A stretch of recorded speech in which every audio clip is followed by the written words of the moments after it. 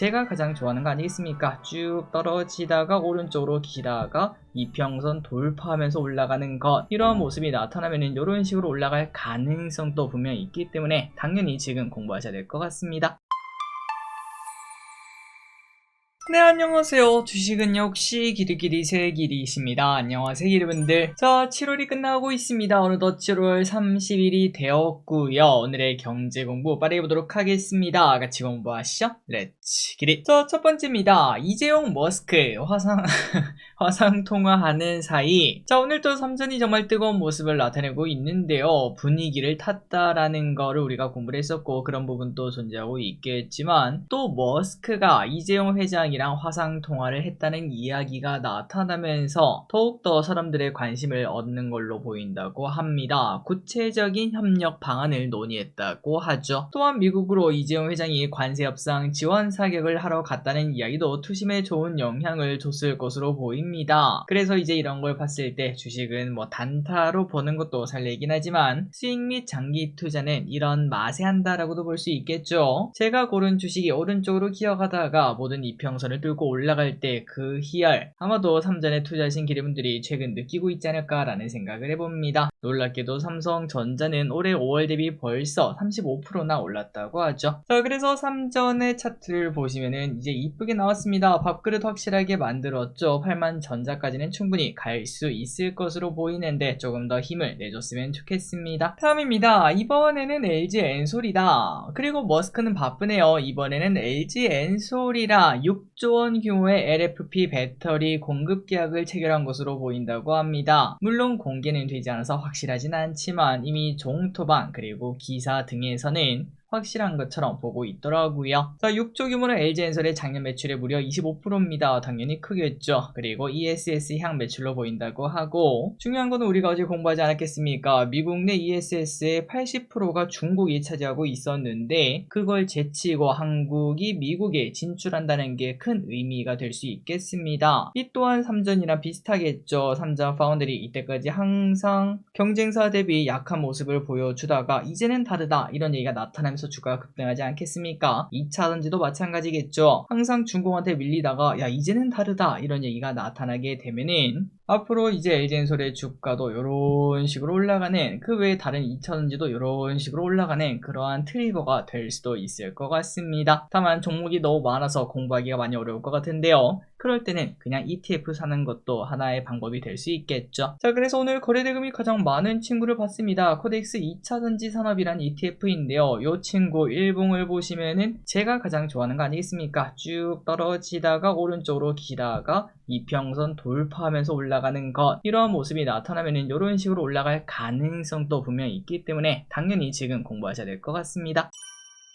다음입니다. 자, 그렇다면 2차전지가 왜 이렇게 좋다라고 하는 걸까요? 최근 2차전지 이야기가 계속 들려오고 있는데요. 딱 저는 이제 그런 느낌이 듭니다. 한 4개월, 5개월 전? 그때 우리가 원전주 엄청나게 공부하지 않았겠습니까? 그리고 그 이후에 원전주가 엄청나게 올랐던 거 기억하실 거고 2차전지도 그런 흐름을 기대를 해볼 수도 있겠죠. 자, 그렇다면 2차전지가 오른 이유가 뭐냐? 바닥을 쳤다라고 합니다. 그렇다면은 바닥을 친 이유가 뭘까 봤더니 유진투자증권은 중국에서 공급 과잉 이슈가 많이 나오고 있다고 해요. 그래서 이제 생산을 자제하는 분위기가 등장하고 있다고 합니다. 그리고 북미 시장 ESS 수요에서 중국 기업이 튕겨나가게 되는 이슈, 방금 우리가 LG엔솔 수주에서 확인할 수 있었죠. 그리고 또한 유럽 전기차 시장이 다시 성장되는 걸 확인할 수 있다고 하네요. 자, 그러니까 말 그대로 최악은 지났다라는 의미가 될 것 같습니다. 그래서 지금 2차전지 삼성 SDI의 차트를 보면은 여전히 바닥권이라고도 볼 수 있겠는데요. 지금 이제 이 위치가 올해 초 삼성전자 분위기가 아닐까라는 생각을 해봅니다. 삼성전자가 5만원 근처에서 바닥이 나오고 있다, 시간 문제다라는 이야기가 나왔었고 어느덧 75,000원 근처까지 왔죠. 차트를 한번 보도록 할까요? 자, 아까 봤던 삼성전자입니다. 이게 올해 초 정도의 흐름인데 이때부터 뭐 이제 삼성전자 바닥 쳤다, 이제부터는 올라갈 수 있다, 하반기에는 좋다, 뭐 그런 얘기가 나타나면서 물론 좀 지루하긴 했지만 상승 흐름을 타니까 단숨에 75,000원 근처까지 오는 걸 확인할 수 있습니다. 그런 것처럼 이제 2차전지도 이제 그런 시기에 초입일 수도 있다, 이런 부분을 공부를 해볼 수도 있겠네요. 다음입니다. 미중 관세 90일 연장합니다. 역시나 탔고 트럼프 트럼프인가요? 미중 양국은 결국 관세 휴전 시한을 90일 더 연장하기로 결정을 했습니다. 이 와중에 연내 시진핑이랑 정상회담을 할 수도 있다 이렇게도 언급을 했고요. 그리고 아직까지 우리나라의 관세 협상은 결정은 하지 않았습니다. 좋은 소식 들려오길 바라고요. 그리고 이 와중에 어느 한 단독 기사는 자동차 관세 12.5%를 목표로 협상을 하고 있다고 하더라고요. 만약 그렇게 되면 옆나라 일본보다 더 유리하다 보니까 오늘 자동차 관련주가 좀 관심을 받았고, 또한 정의선 회장도 미국으로 갔다는 이야기도 나타나고 있습니다. 그리고 또 이와 별개로 트럼프는 2주 내 수입 의약품 품목 관세를 발표한다라고도 발표했는데요. 지난번에는 1년 정도 미룬다고 하더니 다시 또 다가왔습니다. 바이오 기업들의 흐름을 지켜볼 필요가 있겠습니다. 다음입니다. 이제 세계의 공장은 인도다. 애플의 생산 공장이 인도로 넘어가고 있다는 이야기를 몇 년 전부터 봤었는데요. 그런데 이제는 중국에서 미국으로 가는 스마트폰보다 인도에서 미국으로 가는 스마트폰이 더 많다고 합니다.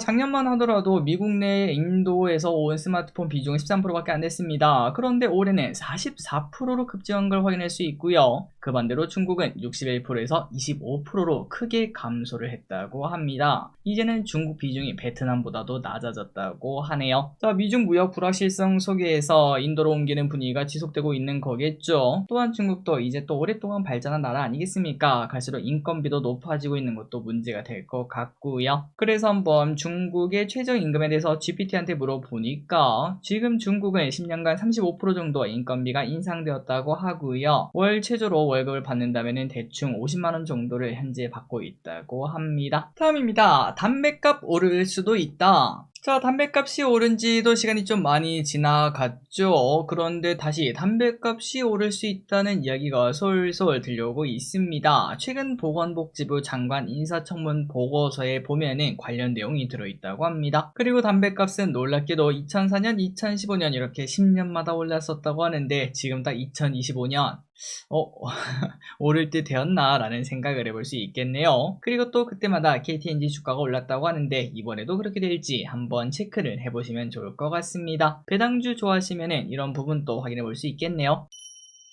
다음입니다. 챗 GPT는 이제 과외쌤. 세상이 바뀌고 있습니다. GPT는 이제 과외쌤들 자리까지 뺏는다고 하는데요. GPT에서는 스터디 모드를 공개했다는 소식. 아니 길이 근데 어차피 GPT 이때까지 모르는 거 물어보면 다 알려줬잖아. 근데 쥐가 뭘 할 수 있는데? 라고 생각해서 저도 직접 한번 해봤거든요. 그런데 확실히 다릅니다. 어떤 점이 다르냐면 딱 이거라고 말할 수 있겠네요. 얘가 계속 나한테 질문을 한다는 거. 막 설명을 하다가 갑자기 막 A, B, C 하놓고 A는 어떻고 B는 어떻고 C는 어떻고 이렇게 말을 해요. 그리고 난 다음에 이 셋 중에 뭐가 맞아 이렇게 막 계속 물어봐서 제가 생각보다 타이핑을 많이 치게 되고, 그렇게 되니까 자연스럽게 머리에 들어오는 그런 효과도 볼 수 있었습니다. 그래서 혹시나 무슨 공부를 하신다면은 무료 요금제에서도 사용할 수 있다고 하더라고요. GPT 스터디 모드도 한번 써보시면 좋을 것 같습니다. 그리고 이제 중요한 건 이거겠죠. 앞으로 시간이 지나면 지날수록 이 스터디 모드의 정확도도 더 높아질 것이고, 그리고 이제 몇 년 뒤 스마트 글라스가 우리가 실제로 쓰게 되는 그 날이 오면은 그 친구랑 계속 대화하면서 다니는 우리를 확인할 수 있을 것 같습니다. 아이언맨의 자비스를 실제로 쓸 수 있겠네요. 다음입니다. 5대 황제주가 탄생한다. 우리는 100만원을 넘는 주식을 바로 황제주라고 말을 합니다. 그런데 증시가 너무나 좋다 보니까 황제주가 막 엄청나게 나오고 있다고 해요. 황제주가 무려 5개나 있는 그러한 시대가 열릴 수 있다고 합니다. 그리고 5번째 황제는 바로 하나에로스페이스. 하나에로스페이스는 올해 들어 무려 3배나 올랐습니다. 주가가 99만원 근처까지 와 있고요. 그래서 지금 황제주는 삼양식품, 태광산업, 삼성바이오로직스, 효성중공업 이렇게 4개인데 이 다음 황제가 될 것이 유력하다고 하네요.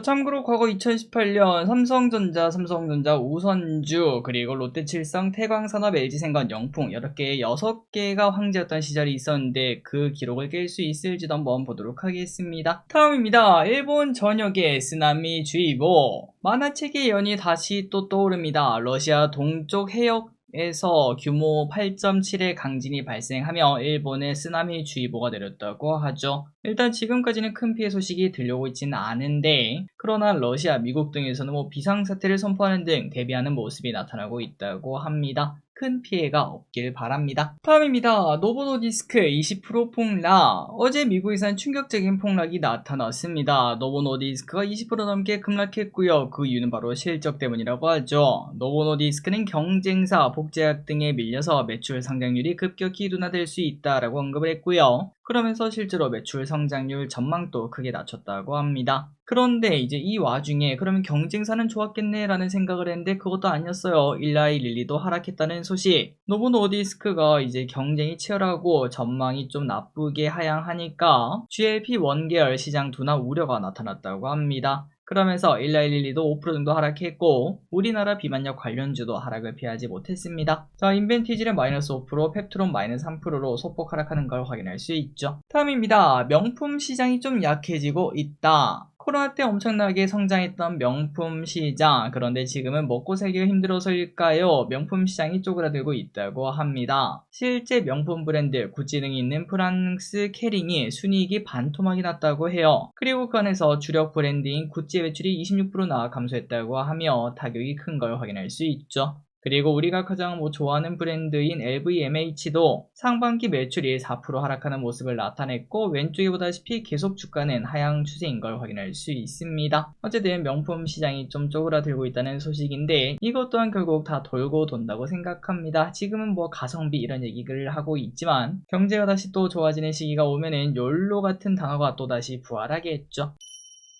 다음입니다. 공모주 성적표는 어떨까? 올해 공모주는 LG CNS 이후로는 대박 행진을 이어가고 있습니다. 적게는 5,000원, 많게는 2만원에서 3만원 정도 수익을 주는 걸 거의 매주 확인할 수 있었죠. 아마도 시장이 좋은 게 영향을 주는 것 같은데요. 자, 그런데 중요한 건 이겁니다. 이 와중에 시장이 이렇게 좋다고 하더라도 상장 이후의 주가는 안 좋습니다. 최근 10개의 주식의 흐름을 보면은 한 놈도 빠짐없이 시초가 대비 연일 하락하는 모습을 보여주고 있다고 하죠. 자, 신규 상장주는 기업분들이 이제 아무리 좋아 보인다고 하더라도 3개월 동안은 건들지 말고 그 이후에 터치를 하는 게 좋다고 생각합니다. 또한 어떤 기업은 길면 1년 내내 빠지는 기업도 있다는 것도 조심하시기 바랍니다. 다음입니다. 국제유가가 급상승했어요.